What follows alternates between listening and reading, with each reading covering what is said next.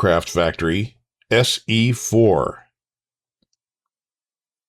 Speaking in the discussion that followed a lecture delivered by Lieutenant Colonel F.H. Sykes to the Royal Aeronautical Society on 4th February 1914, Brigadier General Sir David Henderson said, "If anyone wants to know which country has the fastest airplane in the world, it is Great Britain." He was referring to the SE-4, which had not flown at that date. H.P. Folland had made some preliminary sketches for the SE-3, which was designed with single eye struts between the main planes and the trailing edge flaps that could act as ailerons, be lowered to act as camber-changing flaps, or be reflexed to reduce drag. The SE-3 was not built. It appears that it was abandoned in favor of the SE-4, an advanced design in which everything possible was done to minimize drag. The engine, a 160 horsepower Gnome 14-cylinder rotary, was almost completely enclosed. The four-blade air screw had a large spinner with a frontal opening. Fan blades were fitted inside the spinner to assist with cooling the engine. In construction, the fuselage was more conventional than has been believed. Its basis was a full-length wooden box girder, made in two parts that met just behind the cockpit. As on the SE-2, the top and bottom of the rear portion were covered with plywood, the sides being cross-braced. The lower longitudinals of the forward portion were substantial pitons, to which the spars of the lower center section and the undercarriage were attached. Formers were fitted round the box girder to give an approximately circular cross-section, and it was all covered with plywood. A transparent cockpit cover was designed, and, after several attempts, successfully molded in celluloid. But no one could be induced to fly the SE-4 with this in place, and it was never used. The wings embodied the structure and flaps intended for the SE-3.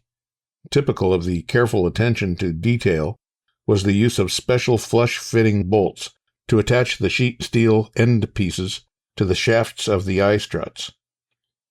The center section struts were hollow and concealed the upper aileron cables.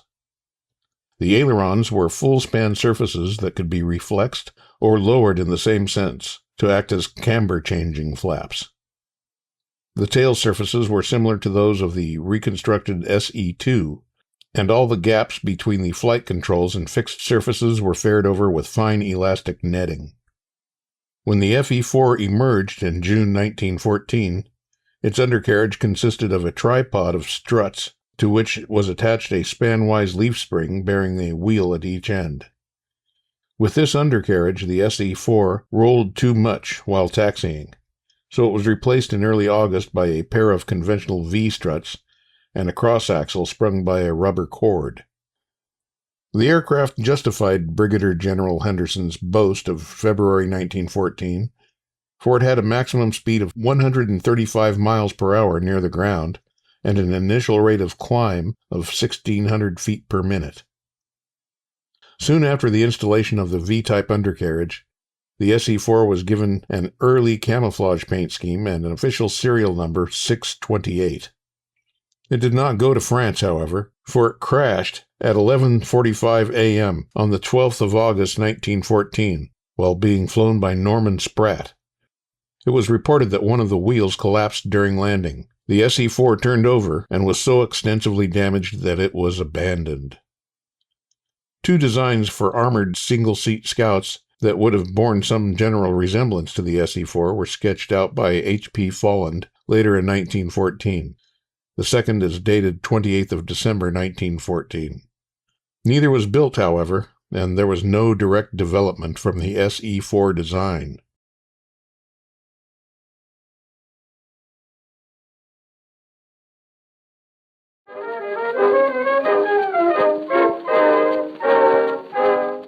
Here's something that you might find amusing. I received a comment accusing my videos of being AI slop, that some AI robot was putting together these videos and doing the narration. It's a kind of a backhanded compliment, but they removed it. I convinced them that I'm a real person, Anyway, one other thing. What the heck is a paton or a payton? If any of you know out there, let me know. All right, as you were.